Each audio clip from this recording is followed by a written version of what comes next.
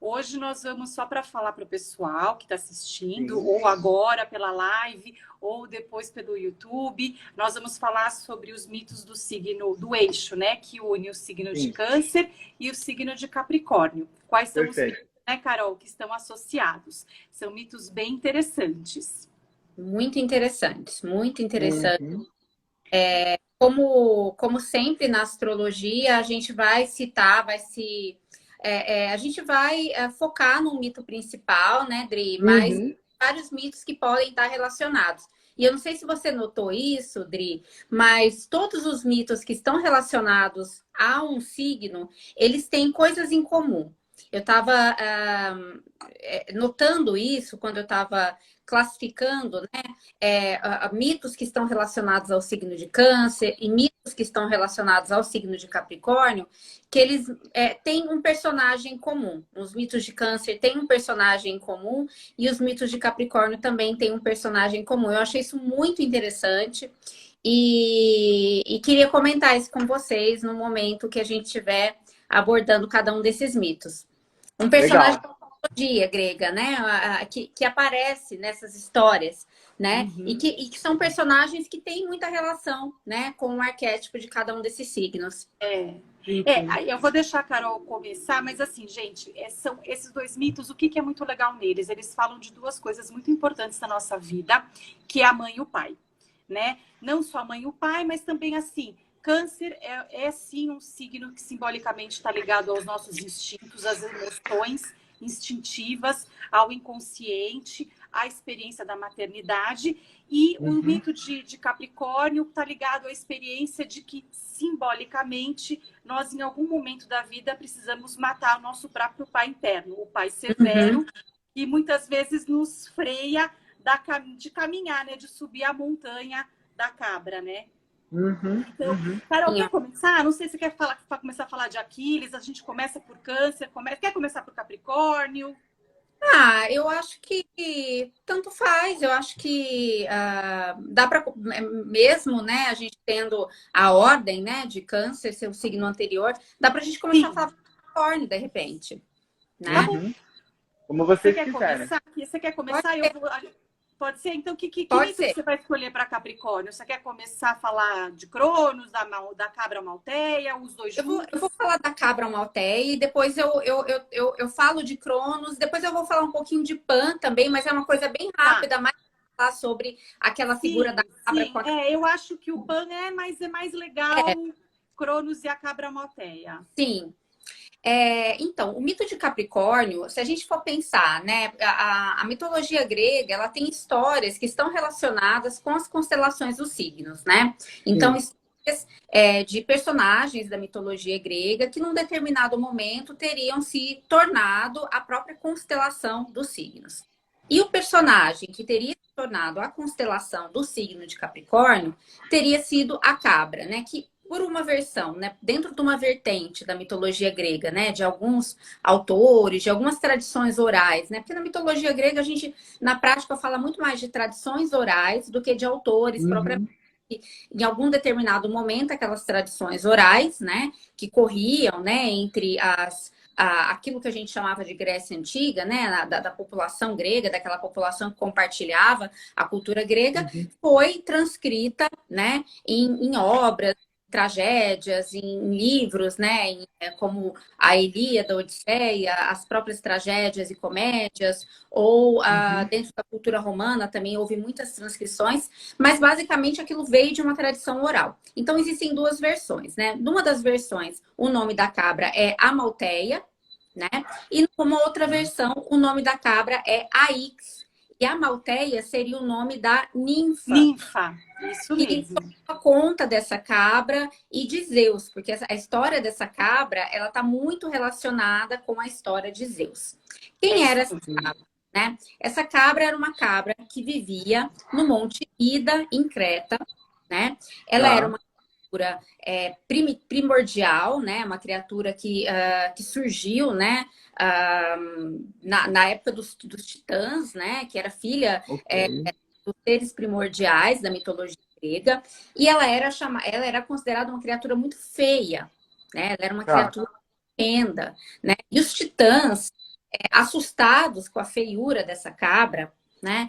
Ele Tadinha. ido para a terra, para a Géia, aprisioná-la numa caverna nesse Monte Ida, né? Eu imagino Tá. que ela é muito feia mesmo, né? Porque a quantidade de monstros que existiam na época dos, né? Para um ser considerado muito feio, ele devia ser Pelos realmente próprios monstros, né? Muito feio, é. né? E essa cabra, ela vivia nesse monte, até que, quando Zeus nasceu, assim, a gente vai ter que falar um pouquinho dessa história de Zeus, até porque Cronos é um mito super importante para o signo de Capricórnio, mas resumindo, né, para não prolongar muito nessa história, Cronos era o pai de Zeus, né? Zeus era filho de Cronos e Reia, né? E Cronos, ele havia destronado o próprio pai, e ele tinha pavor de que um filho dele fizesse com ele o mesmo de que os pais dele, de que ele havia feito com o pai Com dele. o pai, exatamente. Com Urano, né? Cronos era uma divindade, né? A divindade Sim. de segunda geração, ele era um titã, ele havia tomado, né, o mundo, né, tomado o poder do mundo do seu pai, Urano, e ele, com medo de que seus filhos o destronassem, ele engolia os próprios filhos. Próprios filhos. Bem assim mesmo, né? E a Reia, que era casada com Cronos, o que ela fez? Ela fez uma armadilha, ela montou, ela armou para ele.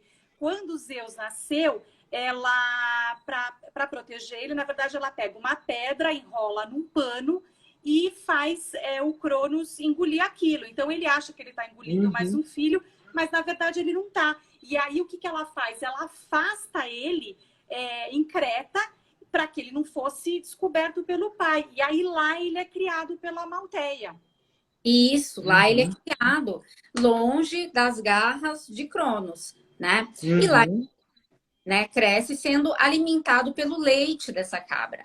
Essa cabra é quem alimentou Zeus, né? Tem uma história que diz que Zeus, né, quando ele estava brincando, ele teria quebrado um dos cornos dessa cabra, e esse corno da cabra Amalteia seria capaz de se encher milagrosamente de frutos, né? De todos os frutos que quem o possuísse desejasse. Eu não sei se vocês já ouviram falar da figura da cornucópia, né? Essa figura, ela é muito representativa na mitologia grega. Ela é representada por um corno de cabra mesmo, um chifre de cabra, em frutos, alimentos. Esse seria o chifre da cabra Amalteia, né? Quando essa cabra morreu, ela teria sido levada aos céus e se transformado na constelação de Capricórnio. E o couro da cabra foi usado por Zeus na guerra contra os titãs, porque num determinado momento Zeus entrou em guerra contra o pai, né? Quando ele cresceu, ele entrou em guerra contra os pais, ele conseguiu, né, da forma que só os mitos gregos explicam, né, recuperar os irmãos dele que haviam sido engolidos pelo pai, né, os irmãos dele, né, Poseidon, Hades, Hestia e Deméter, também havia sido salva pela mãe, né, segundo a maior parte das vertentes, e aí ele usou nessa guerra uma armadura feita com couro dessa cabra Amalteia, que era extremamente resistente, né? Então, existe uma possibilidade de interpretação dessa cabra relacionada com o Capricórnio, que ela representa esse sacrifício, né? Que essa cabra, depois da morte, ela trouxe a vitória de Zeus, né? Trouxe a própria cornucópia, representava uma fonte de riqueza, né? Então, o sacrifício necessário para servir os outros e para um bem maior, né? E essa questão do sacrifício é uma questão muito forte dentro do arquétipo do signo de Capricórnio, né? Que é um signo... A própria experiência de sobrevivência, né? A história de Zeus, a parte que ele mata o próprio pai e salva os irmãos. a experiência da amamentação aí que envolve a cabra malteia, toda essa história, ela tem muito a ver com a experiência de sobrevivência de Capricórnio, né? Que é a questão da força do compromisso, é mais do que a força de vontade, né? É a força do compromisso capricorniano, né? Então, ela se encaixa bem mesmo no signo de Capricórnio, essas duas histórias. E eu fico pensando também que, assim, por trás de uma aparência, às vezes, não muito atraente, né, daquele animal, havia uma força muito grande, havia uma disponibilidade muito grande para servir, né? Porque o arquétipo de Capricórnio, o estereótipo de Capricórnio não é de talvez um indivíduo muito simpático, um indivíduo muito sociável, mas existe uma disponibilidade, existe uma força... Uma dedicação. Uma dedicação. É isso aí. A dedicação é uma palavra que veste bem esse mito, a dedicação da cabra, né? O carinho também dela, porque o Capricórnio, veja bem, o eixo, né? Dentro de todo o Capricórnio existe um pouco de Câncer, mas dentro de todo Capricórnio tem um pouco de Câncer e dentro de Câncer tem um pouco de Capricórnio. Então existe um cuidado, né? A gente acha que a armadura, a dureza, às vezes um pouco da frieza de Capricórnio, mas é só realmente uma carapaça. Na verdade, no fundo, existe. O próprio símbolo da cabra, né? É a cabra aqui, mas o rabo é um rabo de peixe, né? Então aí já tem um mistério, já tem todo um mistério envolvido, um sentimento, né? E tem a resiliência capricorniana, né? Tem tudo isso. Sim. O sacrifício que se faz algumas coisas para se conseguir outras, né? Para conseguir, para se atingir. E a questão do pai, né? Da figura do pai estando presente aí, né? Esse eixo representa muito a questão do pai, da mãe, né? A gente vê a presença de Cronos, né? Mesmo nesse mito da cabra amalteia, a gente vê a presença muito forte da figura de Cronos, né? Eu tinha comentado um mito que não tem muita relação, né? A relação de Pan com o mito de Capricórnio é do próprio grifo de Capricórnio, né? Que é a cabra com o rabo de peixe. Porque existe uma história grega que durante a guerra dos Olímpicos, né? De Zeus e dos irmãos contra os titãs, contra a Cronos e os irmãos, né? Então, de novo, a figura de Cronos presente aí nessa outra história. No momento de fuga, né? No momento em que Pan estava fugindo de Tifão, que era um monstro que estava do lado, né? Lutando ao lado dos titãs, ele mergulhou, ele mergulhou no Rio Nilo, né? E ao mergulhar no Rio Nilo, ele transformou a parte inferior do seu corpo em peixe. E aí teria sido a origem desse grifo de Capricórnio, né? Da cabra. Era uma divindade com aspecto, né, de cabra, né, meio humano, meio cabra, mas ele teria transformado a parte inferior do seu corpo em peixe. Então, é uma história mais que não tem tanta relação simbólica, mas ela tem essa relação com o grifo do signo de Capricórnio, né, história de... E é uma história que tem a presença de Cronos também, né? Ela se passa o momento da guerra dos titãs contra os olímpicos. Então, assim, isso que eu havia falado, né? Que eu achei interessante que em todas essas histórias que estão relacionadas com o signo de Capricórnio, a figura de Cronos, ela é onipresente. Ela está presente. O nome, qual é o nome romano de Cronos? Né? Qual é a divindade romana relacionada a Cronos? É Saturno. Ao planeta Saturno, que é o regente do signo de Capricórnio. A própria você vê que é uma sucessiva história da experiência da paternidade, né? Então, assim, Cronos precisou eliminar Urano e Zeus eliminou Cronos. Zeus matou o tempo e tomou posse, criou o Olimpo, né? Ele se tornou o deus dos deuses. Essa experiência da paternidade é interessante porque é simbólica, não tem nada a ver com o pai da gente. É o pai interno, né? É o momento que muitas vezes nós temos que deixar esse pai, né, que nos abriga e ir para a vida, né? E nos tornarmos seres por nós mesmos, né? É o momento do amadurecimento, né? Saturno, né? A gente é obrigado, Saturno, a gente é obrigado a amadurecer, né? Não depender mais do pai, né? Sim. Exatamente. Pode agir com os próprios retornos de Saturno, né? Que nós passamos ao longo da vida, né? São momentos muito marcantes, né? Para o nosso amadurecimento, né? Momentos em que nós nos deparamos, né? Com as nossas obrigações, com as nossas responsabilidades, né? Às vezes são até momentos bem desafiadores, né? Porque nós... momentos que levam a crises, porque nós chegamos à conclusão de que não conseguimos dar esse passo.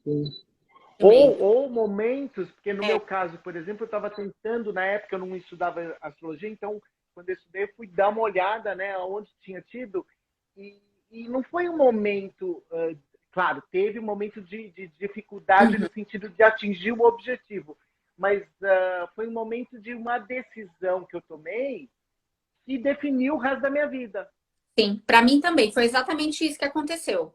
Foi quando eu me formei na faculdade para virar professor que eu decidi ser professor de inglês. Porque até então eu estava estudando, mas trabalhava numa área ligada, mas assim, não tinha certeza e tal. Naquele ano eu terminei a faculdade, me formei e comecei a dar aula. E tomei a decisão, é isso que eu quero seguir. Pronto. O resto da vida definido, assim, quase, né? Mas enfim. Muito louco isso, né? Eu tive uma perda muito grande nesse ano. Eu perdi uma pessoa da família, tive que romper um vínculo e ao mesmo tempo foi o ano que eu fui aprovada num concurso, né? Eu tive uma mudança profissional muito significativa. Então foi um ano que eu tive que tomar uma decisão mesmo profissional que mudou meio que... São os anos de maiores progressos, né? Que é uma coisa que tem a ver com Saturno e com Júpiter também, que faz analogia a Zeus, né? Então, assim, é a responsabilidade com progresso, com crescimento, né? Você vê que esses mitos se encaixam, né? Eles não é à toa que um está muito ligado ao outro e fazem parte dessa história, dessa experiência de amadurecimento e crescimento. E anos de decisões, né? Decisão. Sim. E falando, né, de Cronos, né, contar um pouquinho quem é Cronos, né, qual é a história de Cronos, né? Cronos é filho se a gente for pegar essa história, né, da mitologia grega, ela é muito baseada na obra de Hesíodo, né? Assim, o autor que mais colaborou para que a gente conhecesse essa teogonia, né, da mitologia grega, essa origem dos deuses, é Hesíodo, que publicou, né? Publicou uma palavra muito moderna, né? Mas que produziu uma obra cujo nome é Teogonia, né? Então ele teria sido autor, Hesíodo foi autor de duas grandes obras, né? Na Grécia Antiga, né? Teogonia e Os Trabalhos e os Homens. Na Teogonia ele conta a origem dos deuses, né? E na Teogonia ele conta que a primeira entidade do universo foi o caos, né? Do caos surgiu a Terra, né? A Gaia, e a Gaia teria dado origem a Urano, né? Que é o céu, né? E depois ela teria se unido a Urano e teria dado origem a vários seres, inclusive os titãs, né? Dentre os quais nós temos Cronos ou Saturno, né? Que é o nome romano de Cronos, né? A versão romana de Cronos, né? E casou com uma irmã dele, né? Ele se casou com Reia, né? Com Reia. O nome romano de Reia era Cibele. E eles tiveram 5 filhos, né? Esche era a filha mais velha. Hades, Deméter, Poseidon, Hera e Zeus. Zeus foi o filho mais jovem, né? E conta a história, né, que Urano, ele procurava Gaia o tempo todo para procriar, né? Para, enfim, ter relações com ela. E isso revoltava Cronos, né? Porque, enfim, o pai não dava paz para a mãe dele, né? E a mãe sofria muito com a agressividade, Urano era muito agressivo, e Gaia não conseguia mais ter um minuto de paz com aquele homem procurando ela o tempo todo, e Gaia procriando todo, e nasciam monstros, e nascia hecatônquiros, todas aquelas criaturas da mitologia grega que surgiram dos deuses primordiais, né? Até que, indignado e revoltado contra a violência que o pai, olha, a questão paterna, né? Que o pai impunha à própria mãe, Cronos resolveu agir e ele castrou o próprio pai, né? E ele castrou Urano para interromper esse ciclo constante de violência que ele impunha a Gaia, né? Inclusive, alguns dos filhos que nasciam, ele próprio matava esses filhos, ele próprio atirava esses filhos no Tártaro, e era um ciclo de violência muito grande, né? E quando ele matou Urano, ele acabou assumindo, né, a liderança do poder como a divindade mais poderosa, o rei dos deuses, digamos assim, inaugurou a Era dos Titãs, né, nessa história, na teogonia dos deuses. E ele se casou com a irmã Reia. Só que aconteceu uma coisa, né, interessante, porque o que ele fez com o pai dele, ele tinha repetiu. medo. Ele Na verdade, repetiu. Zeus repetiu, né? Repetiu. E ele tinha pavor de que os filhos fizessem isso com ele. Então, ele, assustado com a possibilidade de ser destronado pelos próprios filhos, ele engolia os filhos ao nascer. E aí o que a Adriana comentou, né? Que quando Zeus nasceu, Reia conseguiu enganar Cronos. Pegou uma pedra para ele, envolvida nos tecidos, num pano, e conseguiu ser salvo. E depois Zeus foi criado no Monte Ida, em Creta. Creta é um lugar muito significativo para os gregos, porque Creta foi que desenvolveu uma civilização muito antiga, muito importante, né, na região terrana. Então, é muito significativo, né, pensar que Zeus foi criado em Creta. E quando Zeus voltou, Zeus conseguiu derrotar o próprio pai e fazê-lo devolver, ressuscitar Irmãos, ele libertou os irmãos, né? Sim. Legal, legal. Acho que é isso, né? É isso. E câncer, gente? É muito interessante essa história, né? E tem só queria comentar um desfecho dessa história. Eu achei esse desfecho na tradição órfica, né? Porque, assim, aqui a gente comentou no começo, né? A mitologia grega, ela tem várias vertentes, né? E existem algumas tradições que são chamadas de tradições órficas, né? Que era uma religião, né, digamos assim, que existia, né, na Grécia Antiga, né? Que era essas tradições órficas, né? E nessas tradições diz que num determinado momento houve uma reconciliação entre Zeus e Cronos, e que Cronos habitar a Ilha dos Bem-aventurados, né? Então houve um momento em que Cronos teria conseguido deixar essa ambição de lado e ele abraçou a maturidade, né? Ele conseguiu abraçar a maturidade. E talvez seja um processo. Eu acho isso muito bacana, porque são as pazes que a gente faz com o próprio pai, né? Muitas pessoas até vem fazer o mapa, ou tem muitas questões de paternidade, mais até do que de maternidade, eu acho. Muitas pessoas têm questões de maternidade, de paternidade. E às vezes demora, né? Demora é o tempo, Cronos, né? É o tempo do amadurecimento, mas no final da vida existe um refazer, né? Uma reconciliação. Significar a relação com o próprio pai, que tem muito mais a ver com a própria pessoa em si, com a própria relação que ela tem com o próprio Saturno, Sol, enfim, do que dela com o pai físico, né? É o pai psicológico. Sim. Porque temos limitações, as nossas limitações, né? Entre várias formas de interpretar Saturno no mapa, são as nossas limitações, né? Então, quanto um pai te segura e um quanto você se liberta desse pai, né? É uma gangorra. O castrador dentro de nós, né? Aí a própria história, né, de Cronos, né, que tem o próprio ato de castração, né, quando ele castra o pai dele, né? Essa questão da castração, ela é uma questão muito forte dentro de nós, né? O quanto nosso pai nos castra, o quanto nós nos castramos, isso é um processo, né? Mas tem muito, que é muito forte, né, dentro de nós. A gente vê muito isso, né, nos atendimentos E o quanto esse pai, né, Saturno, nos limita a ir atrás dos nossos próprios sonhos e anseios, né? E aí a gente está falando de Júpiter, né? De ir além, né? De dar um passo além, de Sim, conseguir, de maravilhoso. conseguir eliminar o ceifador e para dar esse passo ir além, né? Nossa, brilhante. É exatamente. Perfeito.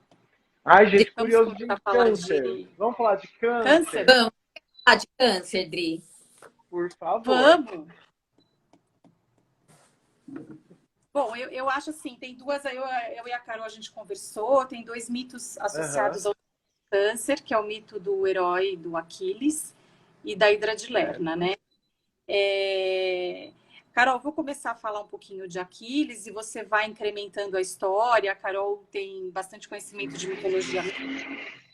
O Aquiles, ele foi um grande herói, né? E ele nasceu de uma deusa do oceano, a Tétis, e do Peleu, que era um mortal. Então, assim, o Aquiles, ele não era propriamente um deus, ele era um semideus, né? Não sei ainda. E, na verdade, já tem alguma coisa interessante aí. Ele nasceu do Peleu porque já tinha, assim, uma profetização em volta da história de que a Tétis teria um filho que seria um herói invencível e que ele poderia, inclusive, destronar o próprio pai, né? Então, assim, Zeus e Poseidon, que já teriam um certo interesse nela, já se afastaram porque, bom, eu não quero perder o meu posto aqui, eu também não quero perder o meu posto ali, não vamos nos arriscar, então vamos manipular aí de uma maneira para que ela case, inclusive com um homem bem mais velho, um rei, ok, um rei, um mortal, mas que isso não nos atinja, né? Isso não chegue a nós. Perfeito. E aí, realmente, a Tétis tem esse menino e ela já sabia dessa história que rondava, que ela teria um filho, que seria um grande herói, e ela também sabia que esse filho, ele infelizmente não teria um destino bom, ele seria morto na Guerra de Troia. E aí, o que acontece? Quando esse bebê... Adendo, Dri. Quem não lembra do Aquiles, assista exatamente o filme Troia e vai ver o Aquiles no filme.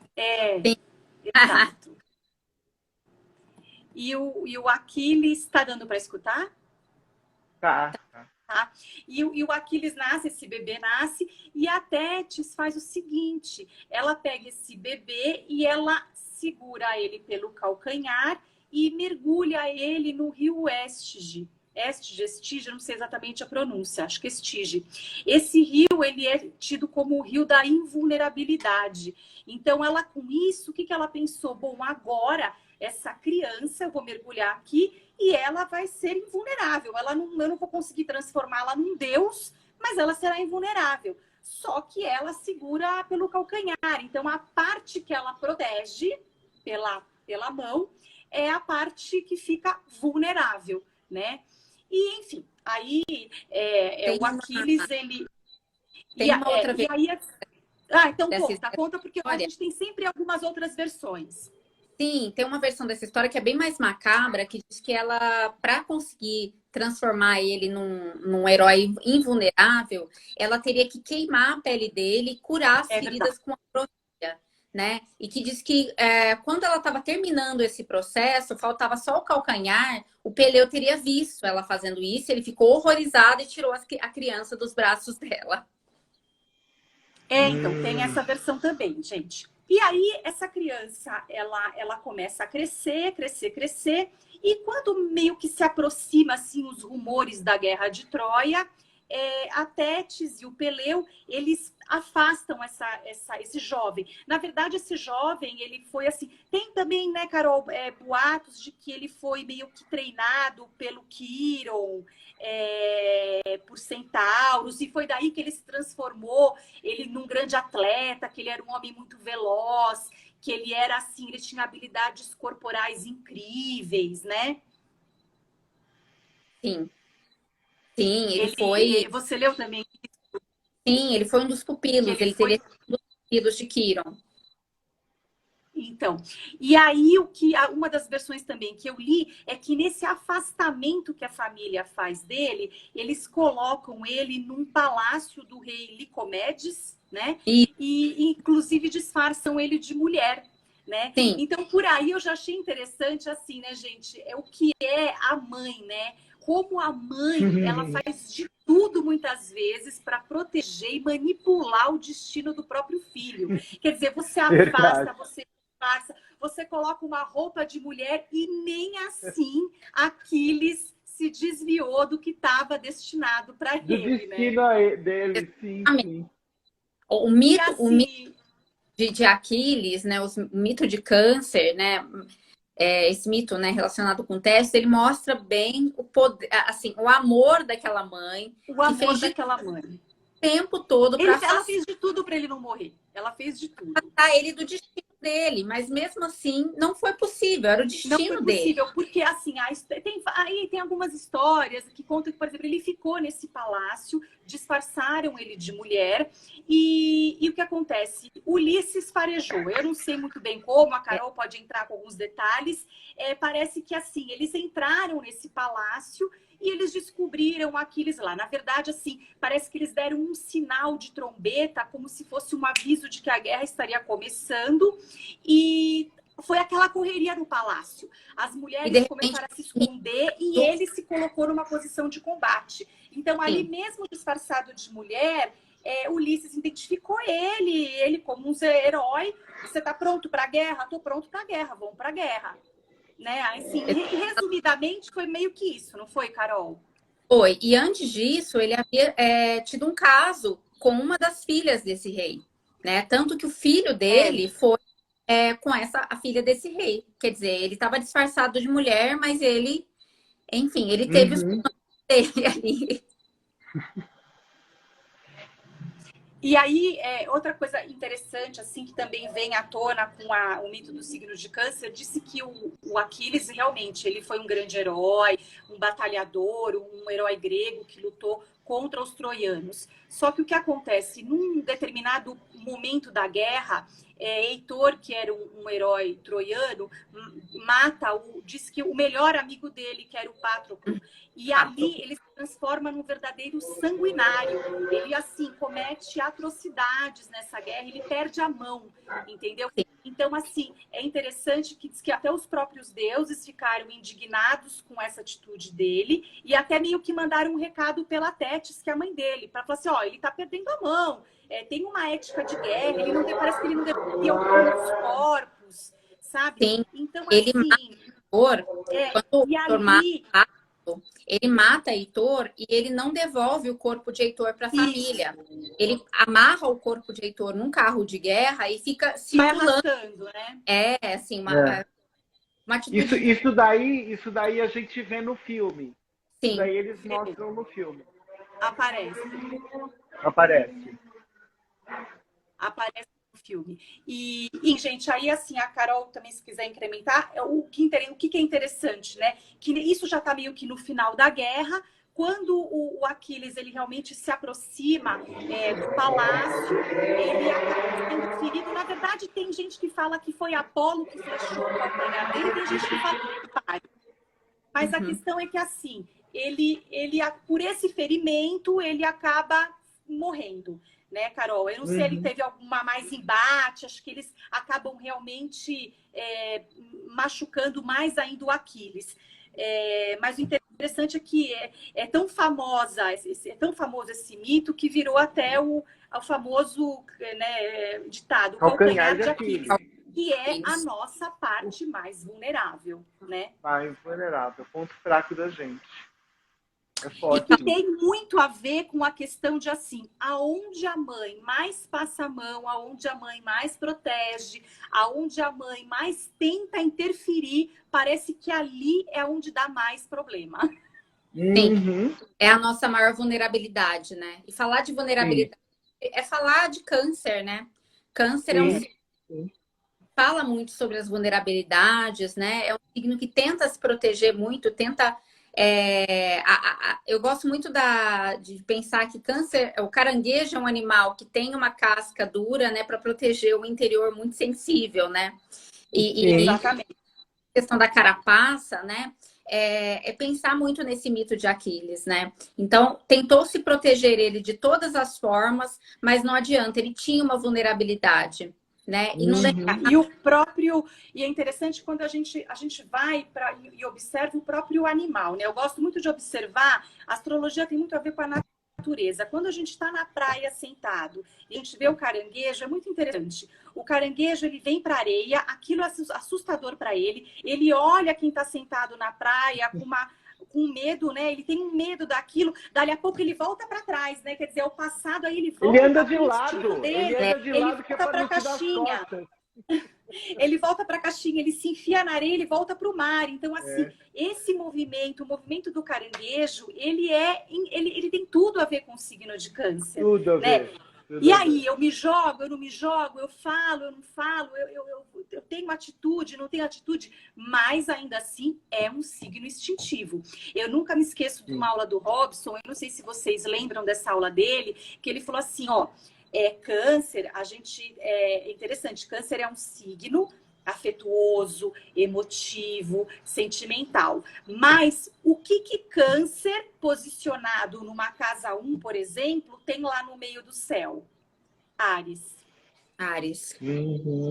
Como é o comportamento que cancerianos muitas vezes gostam de mostrar, por exemplo, né, que a casa 10 é o que fica visível. Então, assim, existe sim uma certa agressividade, existe um instinto forte por trás do signo de Câncer. E a própria mandala astrológica mostra isso, quando você posiciona uma casa 1, lá na casa 10 ele tem Áries. Então, assim, Aquiles, ele virou um sanguinário, ele virou puro instinto no final da guerra, né?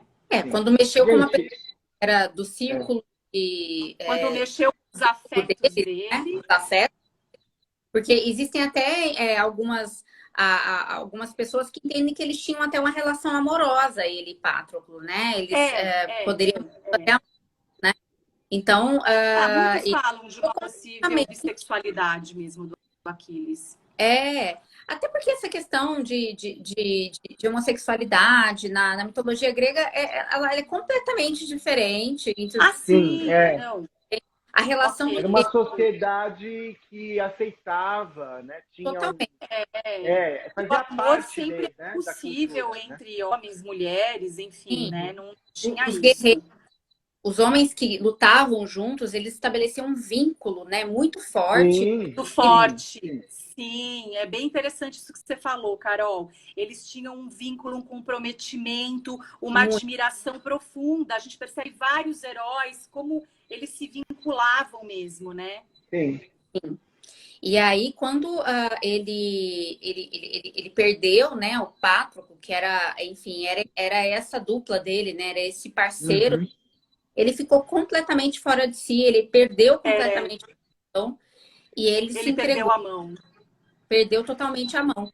E realmente, ele só entregou o corpo de Heitor quando o próprio pai de Heitor se ajoelhou aos pés dele, o Príamo. É verdade. É verdade. Implorou, né? Ele implorou.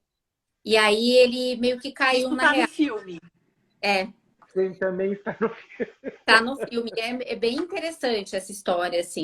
É muito legal. Muito interessante mesmo. Você quer falar da Hidra de Lerna, Carol?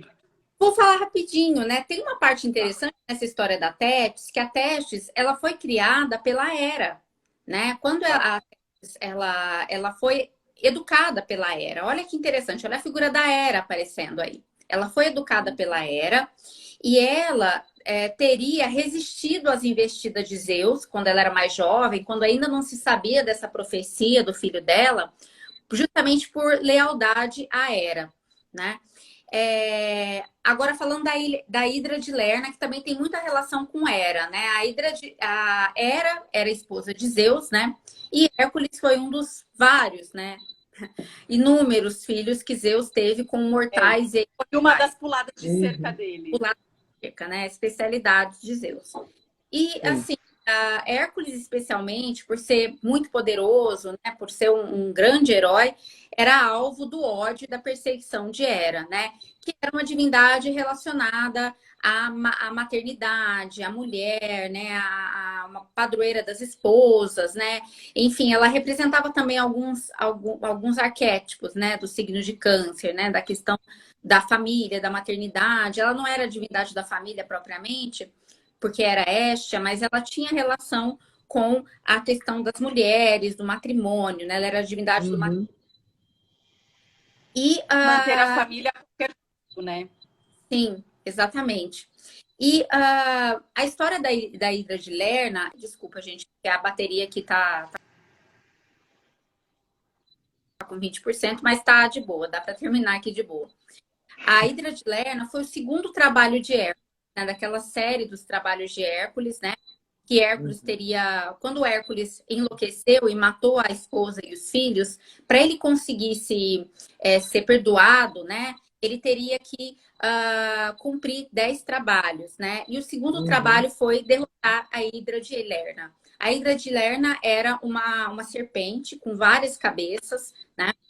Uma delas tal, né? E essa serpente era um monstro protegido por Hera, né? Era um monstro que Hera havia colocado naquela região, né? E Hércules teve muito trabalho para derrotar esse monstro, porque ele tinha as cabeças, quando elas eram cortadas, elas nasciam novamente. Então Hércules, ele teve o auxílio do sobrinho dele, que era chamado de Iolau. Então, assim que ele cortava a cabeça, ele tinha que queimar essa cabeça para que ela não nascesse novamente, né? Quando Hera viu que Hércules estava quase derrotando a Hidra de Lerna, ela mandou um caranguejo gigante para atrapalhar o Hércules, né? Esse caranguejo até tinha um nome, ele era chamado de Carcino, né? E esse caranguejo, ele foi derrotado por Hércules. Hércules esmagou a cabeça desse caranguejo. Ele estava num dia muito bem, né? Muito bom, né? E o coitado do caranguejo, né? Foi lá sob as ordens de Hera para derrotar o Hércules, mas enfim, não dava para derrotar o Hércules matando a Hidra e matou o caranguejo, e a Hera acabou levando, né, esse caranguejo e a Hidra, né, aí na constelação, em homenagem ao signo de Câncer aí, né, enaltecendo o signo de Câncer. Agora, o interessante, Carol, não sei se vocês, ou até você, Ed, não sei se vocês chegaram a ver, eu li que quando o Sol entra no signo de Câncer, um pouco depois é visível a constelação Hidra. Eu não sabia. Isso foi uma curiosidade, foi uma coisa que eu aprendi agora. Não, eu não sabia também. São duas constelações próximas, vizinhas, assim como é a mesma coisa que acontece com a constelação de Escorpião e a constelação de Órion, né? Que a constelação de Escorpião, como o mito de Escorpião está muito relacionado com a história do gigante Órion, são constelações no céu. Então, acho que até uma maneira que os gregos tinham de explicar por que aquelas constelações eram próximas do céu. Então, eles acabaram relacionando a mitos correlacionados. E é muito interessante como eles se encaixam, né? Agora, o mais interessante também é de Carol, porque não sei se a Carol chegou a também perceber isso, eu li assim, por exemplo, quando a gente pega a questão da Hidra de Lerna, também tem a ver, aonde que se encaixa com Câncer? Também tem a ver com emoções, sentimentos, medos, questões reprimidas na gente e que a gente tenta muitas vezes abafar, cortar e surge e muitas vezes vem à tona com tudo, né? Sim. Então, assim, aonde se encaixa, vem pior, aonde que se encaixa, né? Como isso muitas vezes tem que ser trabalhado, né? Hércules está certo, ele foi lá, ele matou a Hidra, né? Mas o que significa, né? Essa morte, como muitas vezes a gente tem que lidar e matar esses sentimentos. Porque, assim, a Hidra, ela também era invencível, era bem isso. Tentava cortar a cabeça, surgiam mais e mais e mais milhares de cabeças. Então, aí, simbolicamente, se associa a questão canceriana, com lua, com inconsciente, coisas que se reprimem e acabam vindo à tona e vem com tudo, vem com explosão, vem com tormenta. E só quando ele conseguiu identificar cabeça, que era a cabeça imortal, que era central ali, ele foi no cerne Verdade. Aí é que tem ela... uma coisa interessante. Então ele teve que ir, era a cabeça que ficava no centro, né? Era aquela que não era até difícil dele identificar, que as outras protegiam. Então ele teve que meio que fazer um exercício de autoconhecimento, digamos assim, para chegar no cerne da questão e matar a questão na origem. Exato. Foi muito Na boa origem. essa colocação.